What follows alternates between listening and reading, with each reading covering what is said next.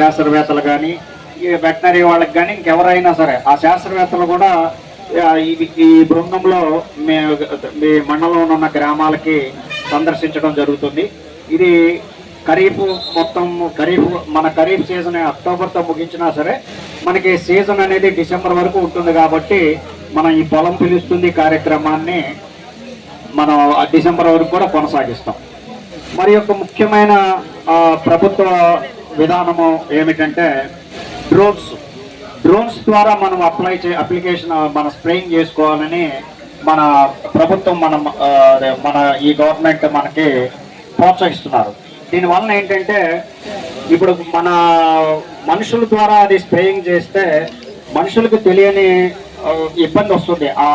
ఆ రసాయనిక మందుల విష ప్రభావం ఉండటం వలన వాళ్ళకి ఆరోగ్యకరంగా వాళ్ళకి తెలియకుండానే ఆరోగ్య సంబంధిత ఇబ్బందులు వస్తున్నాయి. ఇందుకు గాను డ్రోన్స్ని మనం ప్రోత్సహించడం జరిగింది.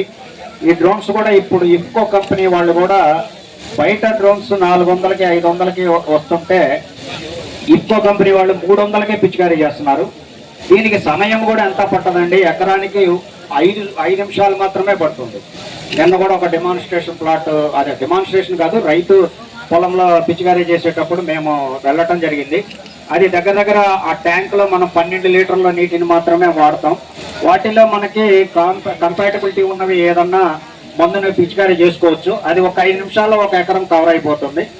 ఇదే ఇంకోటి ఏంటంటే ఇక్కడ యువకులు ఎవరైనా ఉంటే ఆ యువకులకి కూడా ఒక ఎంప్లాయ్మెంట్గా కూడా ఇది ఉంటుంది.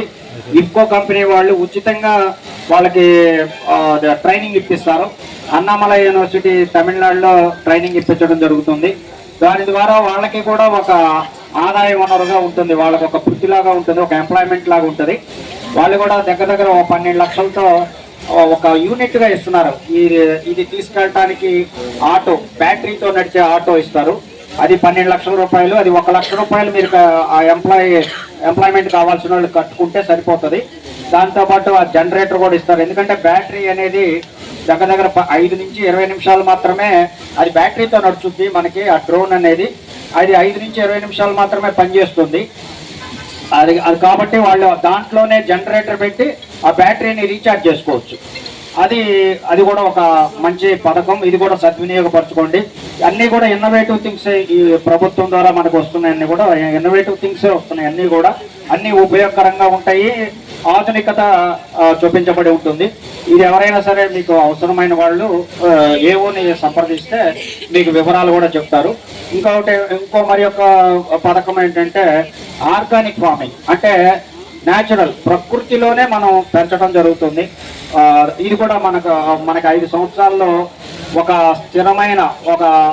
స్థిరమైన ఏరియాలో ఇది వెయ్యాలనేది ప్రభుత్వ ఉద్దేశం. ఇప్పుడే మనకి అన్ని కూడా వీటిని మేము అభివృద్ధి పరుస్తున్నాం. అలాగే రోజుగా మీరు ఎప్పుడు వేసే ఎరువుల్ని కాకుండా, వరి విత్తనాలని కాకుండా ఇండిజినస్, అంటే మనకి సాంప్రదాయకంగా ఉండే విత్తనాలు, హైబ్రిడ్స్ కాకుండా, హై యీల్డింగ్ వెరైటీస్ అని కాకుండా కొన్ని వరి విత్తనాలలో మనం వేసే విత్తనం కంటే కూడా మంచి ప్రోటీన్స్, ఎక్కువ ప్రోటీన్స్, న్యూట్రిటివ్ వాల్యూ అంటే పోషకాలు ఎక్కువగా ఉండే విత్తనాలు కూడా ఉన్నాయి. అది కూడా మనం రైతులు అలవాటు చేసుకుంటే మన కుటుంబం వరకన్నా మనం దాంట్లో అది చేసుకుంటే మన ఆరోగ్యాలు కూడా బాగుంటాయి. ఒక రైస్ అయితే అది గర్భిణీ స్త్రీలకు కనుక వేయటం వలన సుఖప్రసవం జరుగుతుంది అనేది కూడా ఉంది. నవారు అనే వరి రకం